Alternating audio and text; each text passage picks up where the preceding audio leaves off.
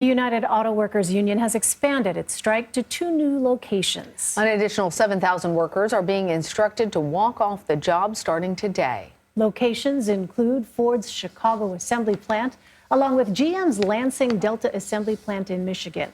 The union is asking automakers for significant pay increases, annual cost of living adjustments, and the shift to a 4-day work week. The UAW's president says little progress has been made during negotiations. UAW family, I'm going to be very direct with you.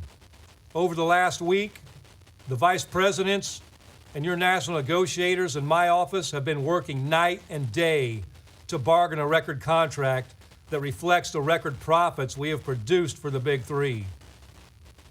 Sadly, despite our willingness to bargain, Ford and GM have refused to make meaningful progress at the table. CBS News senior transportation correspondent Kris Van Cleave joins us now. So, Kris, UAW President Shawn Fain says that they received a flurry of interest from the targeted companies. What more do we know about that? It sounds like that was mostly from Stellantis this morning, agreeing to some concessions when it comes to cost of living, the right to not cross a picket line, the right to strike if they were to shut down a production line or try to close a plant. And that was enough momentum, it appears, for the United Auto Workers to opt not to expand their strike against Stellantis. They had gone into the week fairly optimistic about where things stood with Ford, and by yesterday, the tone had certainly changed on those negotiations.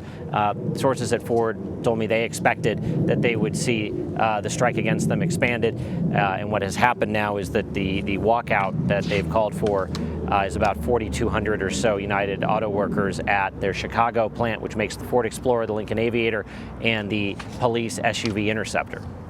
So tell us, Kris, what's the next steps then for the UAW? Well, basically we're on what appears to be a weekly cycle that every Friday, if they don't feel like they're making progress, you'll see a strike expand.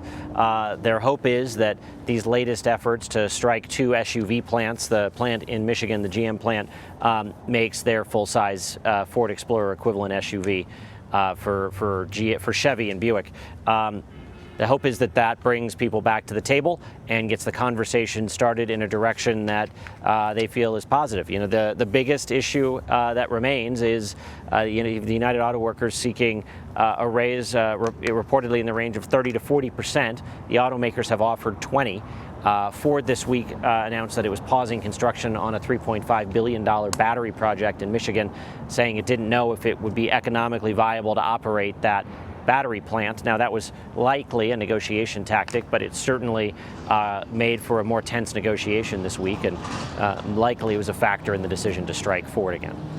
Kris, I wonder, given all of that and your conversations with analysts, people who are watching this labor dispute very closely, is there any sense at all of a potential time frame here, given how far apart the union is with respect to its demands in these companies?